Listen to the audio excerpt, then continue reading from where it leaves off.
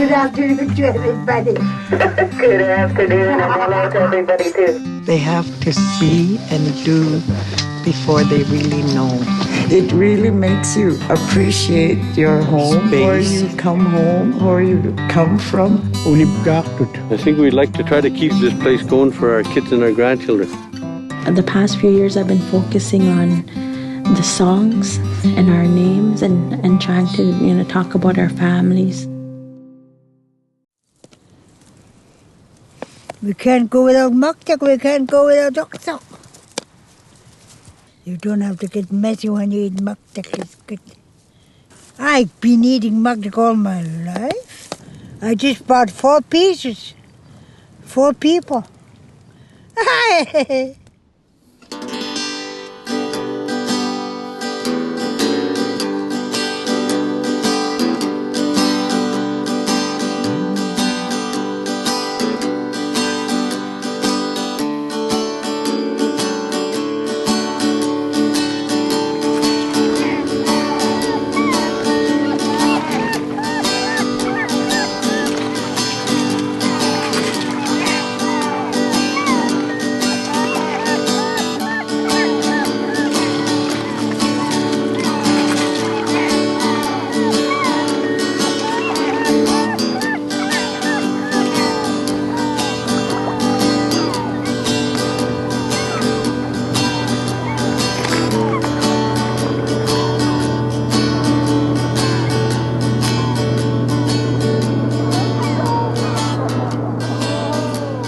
We're advised, as Aboriginal people, you are not going to get anywhere in society unless you associate yourself and incorporate yourself as a living, comparative association that other people can understand, non-Aboriginal people can understand, governments can understand. Because that's the way you do the politics of moving ahead or getting things done that you feel are important. Within the broader boundaries of the Western Arctic lies the Inuvialuit settlement region. In 1984, the Inuvialuit concluded a land rights settlement with the Government of Canada. Through this agreement, we retained surface and subsurface ownership to land, established the right to manage renewable and non-renewable resources, and intensified our already active role in protecting the environment. The compensation package in the agreement has allowed us to become equal and meaningful partners in the economy of the region and Canada. Inuvialuit interests under the land rights settlement are managed in 2 ways.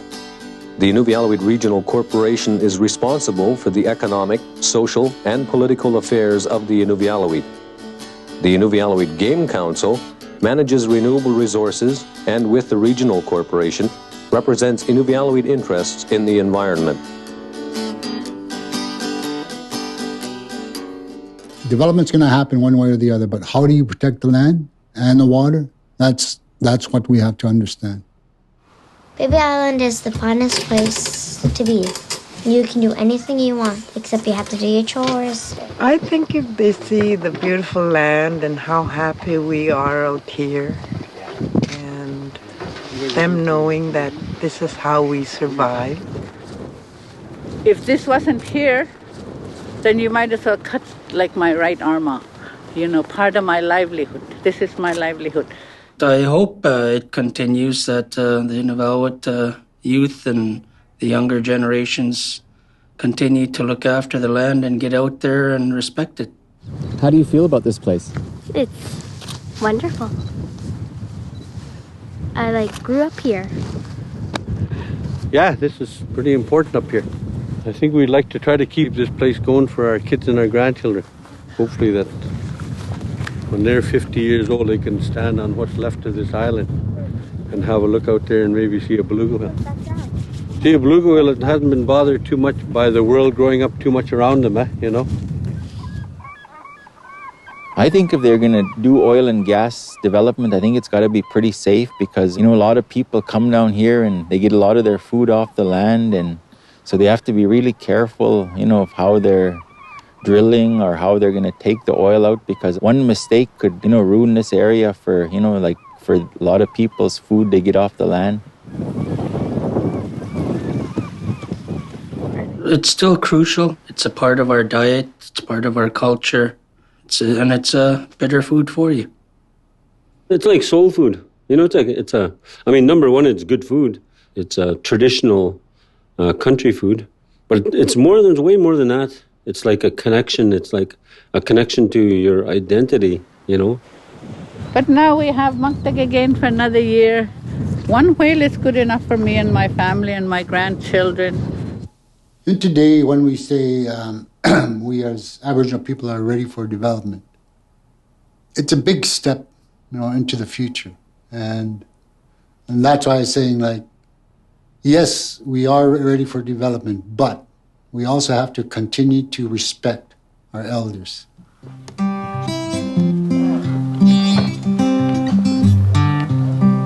Tamane nyo ko na kabit maane ukibing niya nakugila kami yung tatang nila ngayon kang nila nabit. Yeah. Yeah. Tatat kakimani yun ako nakot. Yeah. Trabahay na upinakaman mga kami kaligid tayo ukiya kalaming nik. Sobra kaya luwaan niya. Para ako din yun. Kati makpara ko din. Abig tuwa ako diktahan na. Unipkaaqtut ko ko lugo. Even kemekeo kaya ko din. Kaya lugo may lokan. How niya kakilugo. Humikikilay na ko. Aling inakana daw. Imaki, ibunik lamig nakikiliwakto din ilangan. Ukiha kalaming nik.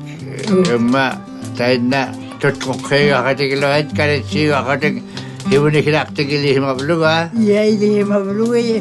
Uki akatikilakting uki hindi karaktik okolokan lokan. Tutkokologo. Igilait ka sumula kakamitigilo. Tayo na pikilangan ikalisiwa akatik. Unay lokan tutkokologo. Tayo ko.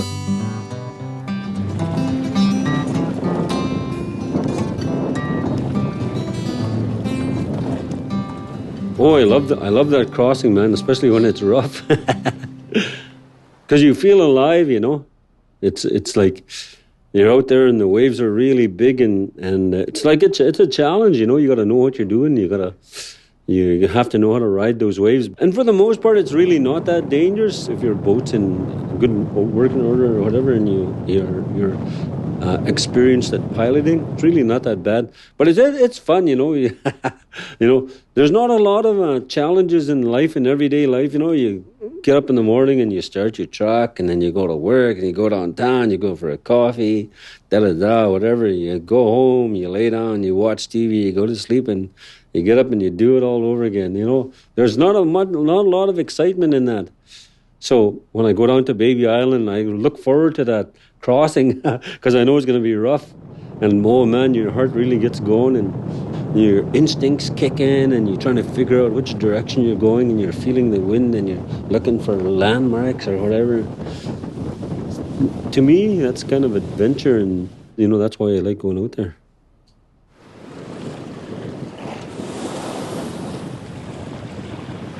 A lot of our people, a lot of our families, a lot of them started out over there at Kendal Island. And then after that, they expanded from Kendal Island, being over there. Some families moved to Unipkaaqtut Harbour. Some of them moved right here to Baby Island, over here at Hughes Point, even over to Gary Island over there. Come up here a lot of times, spend a lot of time here looking for beluga whales. Trying to find one, because you get a beluga whale that gives you enough, just about gives you enough muktuk for the whole winter. Your family anyways. Yeah, this is pretty important up here. I think we'd like to try to keep this, you know, this here, keep this place going for our kids and our grandchildren. Like, I mean, our grandfathers and our great grandfathers, they were here many, many years ago. And here we are now. Now we got our little, you know, we've got some of our grandchildren out here with us. And hopefully that when they're 50 years old, they can stand on what's left of this island and have a look out there and maybe see a beluga whale. See, a beluga whale, it hasn't been bothered too much by the world growing up too much around them, you know.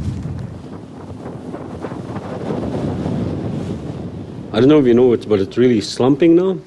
You see huge slumps, but when we were there, none of that was happening. We used to walk around the island, and to me, it's global warming causing all that slumping on that island. It's because if you look, like driving up the highway, you see it everywhere, and then fly out towards Politic or whatever, you know, there's a lot of slumping going on. So, to me, it's all part of this whole global warming thing that's going on. There's so many things that are happening in this world. I mean, mankind moves in so much. There's the porcupine caribou herd over there in North Yukon. You know, they've got a place of their own. They can call home at Ivavik National Park. You know, and mankind, we create so much out here. You know, sometimes we move in too much on the animals and they have no place to go.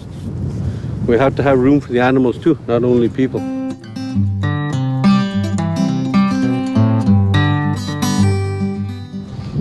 Very important when we come to these islands and continue to practice our you know, some of our traditions. When we come out and hunt the beluga whale and process that whale, spend a couple of days on the island processing it. It's practicing our, you know, stuff that we've been doing for a long time. My father was here. He grew up out here. And I spent a lot of time here over the years. And my son's been out here hunting beluga whale. Now my grandson's with me, so, you know, we teach the kids and try to make sure that they have an understanding of what their grandfathers and their great-grandfathers and the great-great-grandfathers, what they used to do. They used to hunt out here with the schooners, You know, those big, long boats, 35, 40-footers? They used to hunt the beluga whales out here. They used to sit in the deeper water out there with their boats, anchor them out, and then when they start hunting the beluga, sometimes with the whale boats, they get a couple and put it on the schooners, and they'd come right here by the channel here, and go around, head back over to Kendal Island, where they'd get out here, and then they'd get some beluga whales and come back in over here, work their way back into Kendal Island, because most of the families used to live at Kendal Island. Tavrake koweagi beluga ingilagata mga kangangon munaka beluga na ukibit angunya awig mana. Nakugigati inyuit sabroki bigurut angunya akbiging man. Yeah. Tama na nakaaktok to alo tiket katagan. Yeah, na nakaaktok to kime man na ukibing nakugigat. Yeah. Ukibigok sa nakuro na nakaaktok ko pagpakingidaan. Inyuit tayo na huling ukihuron man. Yeah. Ukibig nakumata. Ukimi upinarami kaya lukat. Ukimi tiraganit. Upinarami kangot. You know, Ilocanit ka. Yeah, ayaw na mana. Ayaw na ito ka Ilocan. Yeah. Noon na ang malukilukan. Dati ka naman, kayok to ko na kaya ko ron, kaya na kaya ko. Yeah. Dati ka naman sa mga. Pukak pang bakiwa, ang laurak ta kapaga. Kura himya kakaptali, tap ko gali, ganyang ni, at chua, kano to time? Baki, medyo na ako na cut. Tapos. Paring malikiliwatan na kayo, kawali ka ma.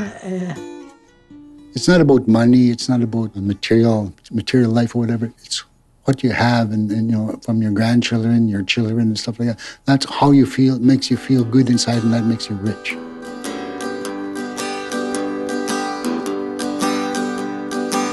It's fun hunting whales. You learn lots of stuff, and you experience different things, new things. And it's really peaceful and quiet and fun out here. We have land claim agreement about tomorrow? We have a one life in wilderness. But what about tomorrow? We even have our rivers. But what about tomorrow? What about tomorrow's dream? We have the oil and gas reserve that everyone is racing to, and the high price of living that everyone is ignoring too. They say we have a future, but what about tomorrow? What about tomorrow's dream? Tomorrow's generation, they may not understand the important facts of yesterday when we stood to save this land. When our fathers and mothers stood up and made their claims, these claims were made for you and me. What about tomorrow when the oil and gas is gone? What about tomorrow when the land is still? No, you just can't go there and fight for nothing. You have to understand why you're putting these rules and conditions in place. And we have to educate the developers as to why it's so important.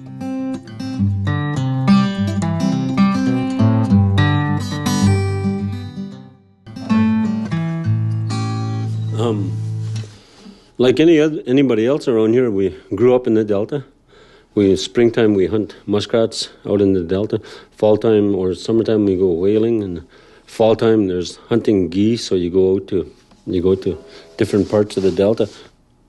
There's always a word that comes to my mind is sacred. It's like, to me, it's a sacred place. Because when you think of the word sacred, it has like really deep meaning. To me anyways, it has really deep meaning. So once again, like when people talk about development or they talk about, burying a line under this river or that river and stuff like that, I get kind of up in arms about it. Like that word sacred, people throw it around pretty easy without really having a connection to that word, And whenever I fly over the Delta or I see pictures of it, I have quite a connection to the water too.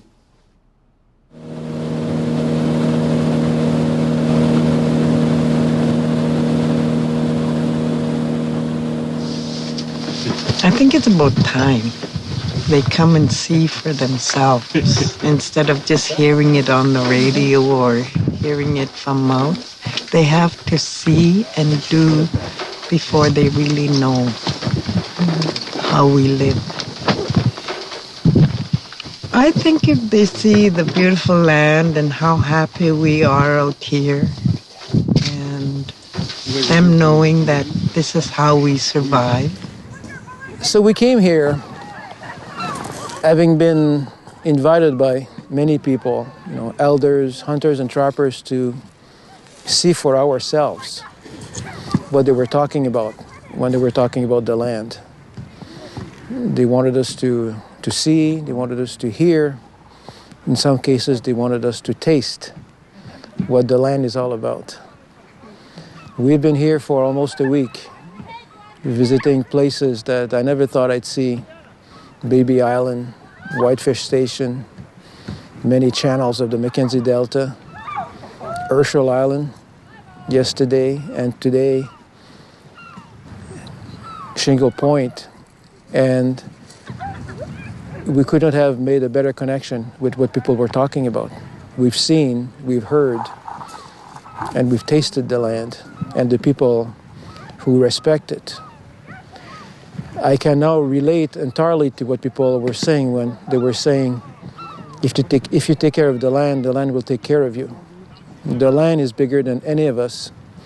And I think the Inuvialuit people are teaching us things that are of immense value. And I think that's what they do when they say, come and visit us and see what we mean. I've retired 3 years ago and I've been staying at my bush camp year round. It's nice, it's quiet, you get your freedom, you get the peace inside. Like, it's so beautiful. You just look around and see how beautiful, and you thank God for making it so beautiful out there. And you get to do things without getting interrupted, like sewing and fishing. And plus, you're really close to God out there. Hardest thing about leaving the whaling camp, or about the whaling camp, is leaving. It's like leaving a part of you behind. Because it's so peaceful here, and then you got to go back to the fast life, huh? I think if they're going to do oil and gas development, I think it's got to be pretty safe. You know, a lot of people come down here and they get a lot of their food off the land, and so they have to be really careful, you know, of how they're going to take the oil out.